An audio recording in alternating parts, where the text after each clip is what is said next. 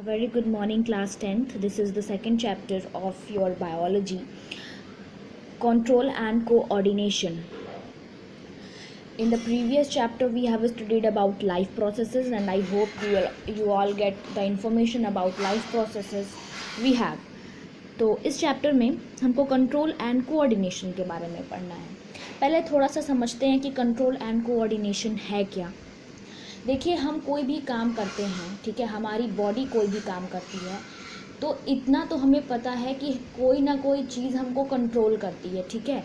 Coordination का मतलब क्या होता है, ये हम पहले भी जान चुके हैं. जब हमने सेल पढ़ा था, हम तब भी जानते थे कि जो ब्रेन होता है वो कंट्रोल करता है हमारे एक्शंस को, ठीक है.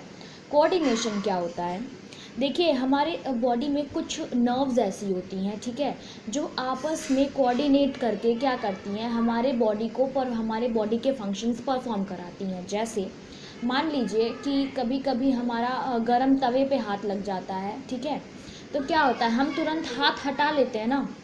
तो वही है, कुछ नर्व्स ऐसी हैं जो आपस में कोऑर्डिनेट करके हमको बता रही हैं कि हमें अपना हाथ हटा लेना है, अदरवाइज़ हम जल जाएंगे, ठीक है. तो स्टार्ट करते हैं. देखिए, कुछ इम्पॉर्टेंट पॉइंट्स हैं जो आपके लिए जानना बहुत इम्पॉर्टेंट है, ठीक है. हम केवल उन्हीं को पढ़ेंगे. एग्जाम्पल्स हैं तो आपको पता है, अगर मैं आपको एक एग्जाम्पल दूंगी तो उस तरह से आप 10 एग्जाम्पल अपने मन से भी पढ़ लोगे, ठीक है. तो स्टार्ट कर रहे हैं. When bright light is focused on our eyes or when we touch a hot object, we detect the change and respond to it with movement in order to protect ourselves. ये चीज़ मैंने आपको पहले ही बता दी है. अगर कोई अचानक से बहुत तेज़ हमारी आँखों पे रोशनी डालता है, ठीक है, या फिर हमारा हाथ किसी गर्म चीज़ को छू लेता है, तो हम क्या करते हैं, तुरंत अपना हाथ हटा लेते हैं. या जब रोशनी आँखों पे आती है बहुत तेज़, तुरंत हम अपने आँखों को ढक लेते हैं, ठीक है. तो हम क्या करते हैं, रिस्पॉन्ड करते हैं. इसको रिस्पॉन्स कहेंगे, okay. If we think a bit more about this, it becomes apparent that all this movement in response to the environment is carefully controlled. Each kind of a change in the environment evokes an appropriate movement in response. अब हम ये तो जान गए हैं कि हम क्या करते हैं, हर चीज़ के लिए रिस्पॉन्ड करते हैं, ठीक है. लेकिन वो रिस्पॉन्ड करने के लिए कैसे हमारी नर्व्स वर्क करती हैं, ठीक है, हमारा जो ब्रेन है वो कैसे वर्क करता है, हमको इस चैप्टर में यही पढ़ना है, ठीक है. तो सबसे पहले हम नर्वस सिस्टम के बारे में जानेंगे, ठीक है. देखिए, यहाँ पे एनिमल्स नर्वस सिस्टम दिया है. एनिमल्स नर्वस सिस्टम का मतलब ये नहीं है कि हम जानवरों के नर्वस सिस्टम के बारे में पढ़ रहे हैं, ठीक है. आपको पता है कि हम ह्यूमंस भी बायोलॉजी के अंदर एनिमल क्राइटेरिया में रखे हुए हैं, ठीक है. हम भी किसके अंदर आते हैं, एनिमल क्राइटेरिया में आते हैं. हमने 2 पार्ट्स पढ़े हैं. जैसे 9th में आपने पढ़ा था Monera, protista, fungi, Plantae, animalia. तो कहीं ह्यूमन आ रहा है क्या, नहीं. हम किसके अंदर आ रहे हैं, हम एनिमेलिया के अंदर आते हैं, ठीक है. We are in kingdom Animalia. तो एनिमल्स में ही हम हैं, ठीक है. तो नर्वस सिस्टम पढ़ते हैं. हमारा नर्वस सिस्टम मतलब कि हमारी तंत्रिका तंत्र कैसी है, ठीक है. कैसी, नर्व्स का मतलब अब नसें तो समझ रहे हो, ठीक है. All information from our environment is detected by the specialized tips of some nerve cells. देखिए, हमें जितने भी क्या इंडिकेशंस मिलते हैं, जितने भी इंफॉर्मेशंस मिलते हैं कि छू देने से हाथ जल जाएगा, आग के पास जाने से हम जल जाएंगे, ये जितने भी इंफॉर्मेशंस मिलते हैं हम तक, ये इंफॉर्मेशन हमारी नर्व सेल पहुंचाती है. देखिए, हमने न्यूरॉन के बारे में क्लास 9th में भी पढ़ रखा है, ठीक है. लेकिन अब इस चैप्टर में न्यूरॉन के एक एक पार्ट के बारे में हम बहुत अच्छे से जानेंगे, ठीक है, बहुत डिटेल में जानेंगे. देखिए, these receptor are usually located in our sense organ such as inner ear, the nose, the tongue and so on. देखिए, रिसेप्टर क्या होता है, रिसेप्टर ऐसे होते हैं जो क्या करते हैं, चीज़ों को डिटेक्ट करते हैं, ठीक है, और हमको बताते हैं कि ये चीज़ होने वाली है तो हमको क्या एक्शन लेना है वहाँ पे, ठीक है. तो उनको ही हम रिसेप्टर बोलते हैं. और ये रिसेप्टर कहाँ होते हैं, हमारी सेंस ऑर्गन्स में होते हैं. अब आप लोग इतने छोटे तो नहीं हो कि मैं आप लोगों को सेंस ऑर्गन बताऊँ. सबको पता है कि सेंस ऑर्गन कौन कौन से होता है. इवन आप क्लास 3rd के स्टूडेंट से पूछोगे तो वो भी आपको सेंस ऑर्गन बता देगा, ठीक है. तो हमारे सेंस ऑर्गन्स में रिसेप्टर्स होते हैं. So gustatory receptor will detect taste while olfactory receptor will detect smell। अब देखिए यहाँ पे आपको दो आपके लिए हैवी वर्ड्स होंगे, गस्टेटरी और ऑल्फैक्ट्री। तो जानते हैं कि गस्टेटरी रिसेप्टर क्या होता है और ऑल्फैक्टरी रिसेप्टर क्या होता है। देखिए ये जो पॉइंट्स है ना, आपको लग रहा होगा कि ये इतना इम्पॉर्टेंट थोड़ी है। आपके 10th के लिए ये जितना इम्पॉर्टेंट है, जब आप आगे जो भी लोग डॉक्टर बनना चाहते होंगे तब के लिए ये पॉइंट्स बहुत इम्पॉर्टेंट है, ठीक है। तो देखिए गस्ट्रेटरी रिसेप्टर क्या होता है, ये आपकी जीभ में होता है, आपकी टंग में ये रिसेप्टर होता है, ठीक है। और ये क्या करता है, टेस्ट डिटेक्ट करता है, टेस्ट बताता है। जैसे हम चीनी खाते हैं तो हमें मीठा लगता है, नमक खाते हैं तो नमकीन लगता है, मिर्च खाते हैं तो तीखा लगता है, ठीक है। तो ये सारी डिटेक्शन करने का काम किसका होता है, गस्ट्रेटरी रिसेप्टर्स का होता है, ठीक है। और ऑल्फैक्टरी रिसेप्टर्स क्या करते हैं, स्मेल को बताते हैं, ठीक है, कि स्मेल गंदी आ रही है, अच्छी आ रही है, मतलब वो खुशबू आ रही है या फिर क्या आ रही है, ठीक है। तो वो क्या है, वो किसका काम है, ऑल्फैक्टरी रिसेप्टर्स का। आई होप कि आपको गस्टेटरी और ऑल्फैक्टरी रिसेप्टर समझ में आ गया हो, ठीक है। आगे बढ़ते हैं। This information acquired at end of dendrite tip of a nerve cell. अब देखिए यहाँ पे एक्सॉन का फिगर है, ठीक है, और यहाँ पे आपको डेंड्राइट दिख रहा होगा, ठीक है। तो ये जितने भी इंफॉर्मेशंस हैं वो डेंड्राइट के टिप पर होते हैं, ओके। ये क्या है, आपका नर्व सेल है, okay. This impulse travel from dendrite to cell body. देखिए अब ये जो इम्पल्स होते हैं, ठीक है, जो इन्फॉर्मेशन होती है वो डेंड्राइट से कहाँ मूव करती है, सेल बॉडी पे मूव करती है, ठीक है। ये डेंड्राइट आपको दिख रहा है ना, डेंड्राइट की टिप है, यहाँ से सेल बॉडी, ये बीच का, ये न्यूक्लियस का पार्ट है, उसके बाहर का जो सरफेस एरिया है न्यूक्लियस के बाहर का, वो क्या है, सेल बॉडी है, ठीक है। This impulse travel from the dendrite to cell body and then along the axon to its end. At the end of the axon, the electrical impulse set off release of some chemical. देखिए उसके बाद cell body से ये move करती है axon की तरफ, okay. अब देखिए एक्सॉन है ये, ठीक है, और ये आपको एक्सॉन दिख रहा है और ये एक एक्सॉन है, ठीक है। एक्सॉन के लास्ट में, एंड में, ठीक है, जहाँ पे ये एक्सॉन दिया हुआ ये पॉइंट आपको दिख रहा है, एक्सॉन के एंड में क्या रिलीज होता है, केमिकल्स रिलीज़ किए जाते हैं, ठीक है।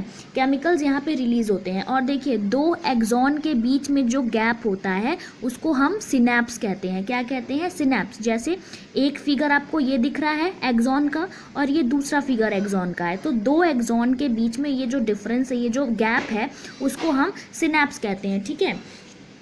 और synapse and start a similar electrical impulse in a dendrite of the next neuron. This is general scheme how a nervous impulses travel in the body. और इसी तरह से क्या होते हैं, जो impulses होते हैं वो हमारे शरीर में क्या करते हैं, ट्रैवल करते हैं। जैसे डेंड्राइट से सेल बॉडी, फिर सेल बॉडी से एक्सॉन, और एक्सॉन वहाँ पे एक्सॉन के एंड में केमिकल रिलीज़ होता है जो कि कौन करता है, सिनैप्सेस करते हैं, और फिर सिनैप्स इम्पल्सेस को एक एक्सॉन से दूसरे एक्सॉन में ट्रांसफ़र कर देता है, ठीक है। This a similar synapse finally allows delivery of such impulses from neuron to other cells such as muscle और gland cell. जो synapse होता है वही क्या करता है, डिलीवरी को अलाउ करता है। कैसे डिलीवरी को, जो impulses होते हैं उनको न्यूरॉन से अदर सेल में पहुंचाने का काम कौन करता है, synapse करता है, ठीक है।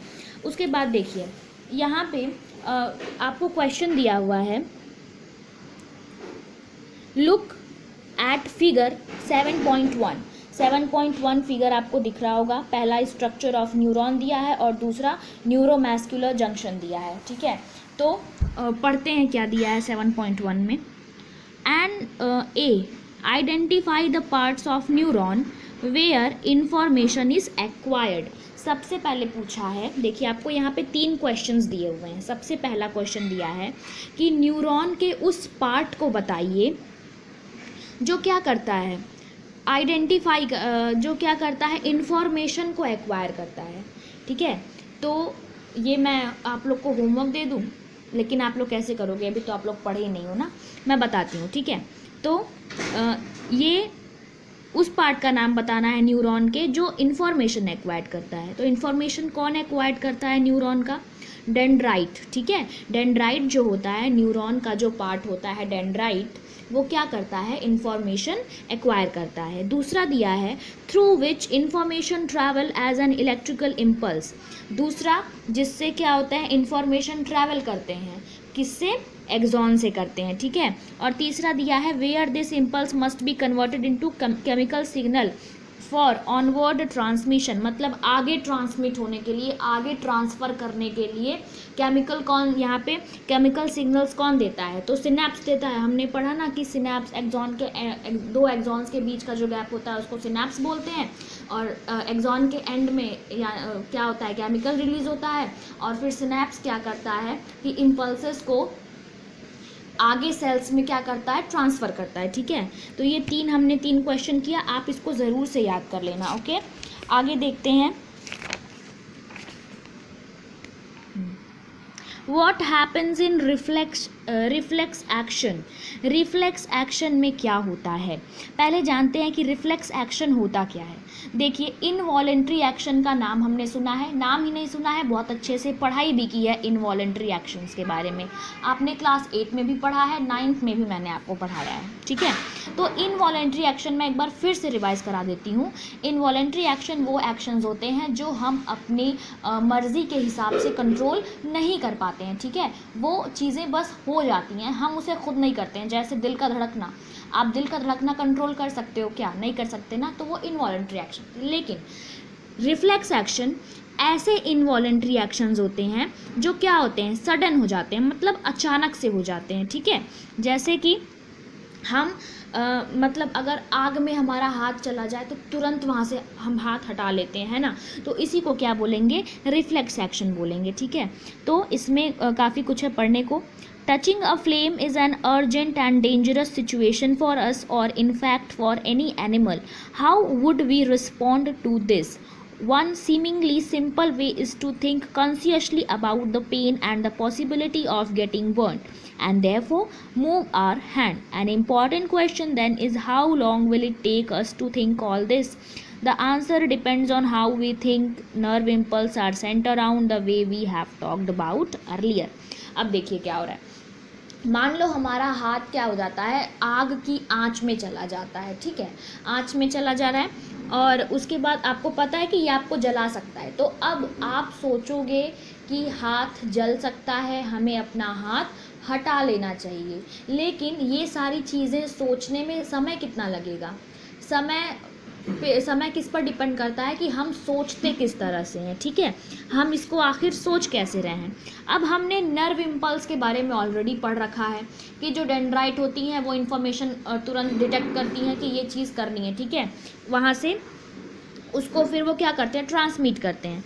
तो अब देखिए क्या होता है, if this is the case, it is no surprise that thinking tissue in our body consists of dense network of intricately arranged neurons. It sits in the forward end of skull and receives signal from all over the body which it think about before responding to them.